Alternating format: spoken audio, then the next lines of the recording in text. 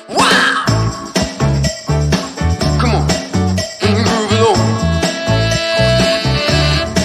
That's it. Welcome back, everybody, to This Cat Can Ball Week 13 edition, the show where we try to find the one diamond in the rough every week in the NFL and try to give them the bit of the spotlight. Naturally, on this show, we're not going to be featuring the likes of Aaron Rodgers, Dalvin Cook, any of the real badasses of the game. We're going to be looking for that guy that no one expected to show up, and frankly, no one even wanted him to show up. But he did, and he did in grand style. Now, one of the great trends we've been having week to week is that it's always been a new position every week. We started out with a kicker, then a quarterback, and then a defensive tackle. And this week, the winner is, well, it's a position that I kind of figured was going to win right off the bat.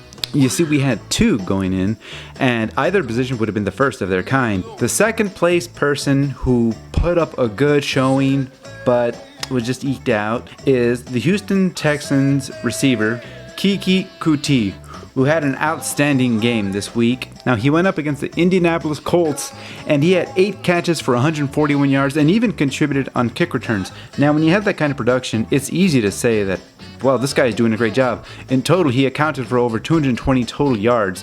For a whole team, that's one hell of an accomplishment. But what's going to keep him away from it is that, well, he didn't have a touchdown. And I know that's not always indicative of a great player, because sometimes players have bad games, but they have like one-yard plunge into the end zone.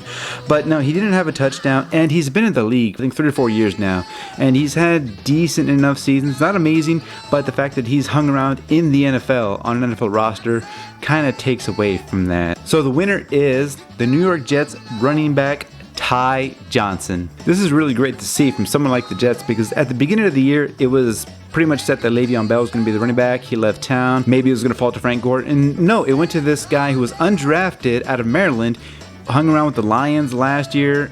Pretty much most of a reserve practice squad player, came to the Jets, and he was put in the starting role this week, and he did an outstanding job. He capped off the day with 22 carries, 104 yards, and a touchdown. Those stats are really good for both ends, as in they help the team, and they help your fantasy team if you picked him up.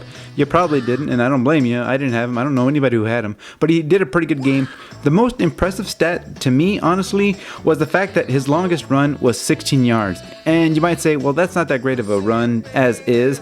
But when his 22 carries, 104 yards, he eclipsed the 100-yard mark, which is the milestone for all running backs, right? 16 yards was the biggest one. And to me, that's a good showing, because a lot of times you'll have players that do get 100 yards, maybe even 150. But they have one run that was about like 78 yards, and that takes a huge chunk of their entire production. So when you see someone like this, he only got 16 yards on his biggest run.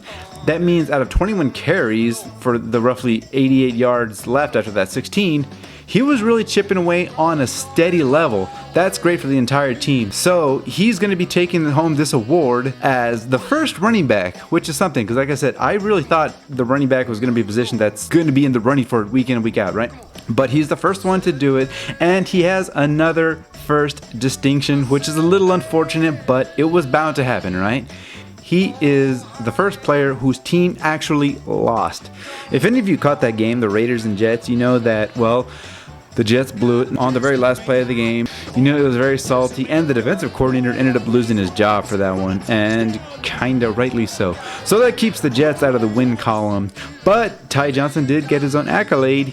He received the This Cat Can Ball award, which is great because, like I said, it's the first time we're getting a running back, and it could have been the first receiver if Keke Coutee of the Texans might have done just a little bit more. He had been in the league a while. He's kind of already shown that he has the ability to hang with NFL players.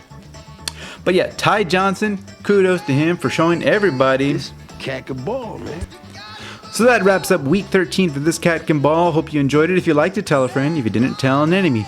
Be sure to like and subscribe to stay current on content. Other content we have on the CSN is damn hot stuff, where within the coming week, I am going to be filming and uploading the challenge for the White Lightning Spicy Chocolate Challenge, which sounds pretty interesting to me. I'm looking forward to it. I hope you guys are looking forward to it too. So please tune in next week for the Week 14 edition to see who's going to win. Maybe it's going to be a wide receiver. Maybe it'll be a linebacker. I would actually really like to see a corner. Maybe even a punter. Imagine that. Imagine a punter being the best player of the week, right? Week 13, Ty Johnson's taking it. The first running back. So now we have a kicker, a quarterback, defensive tackle, and now we finally got our running back. Thank y'all for tuning in. Hope you enjoyed it. I am Omar, and I will see you guys next time. Sweet honey, let's take it real soon.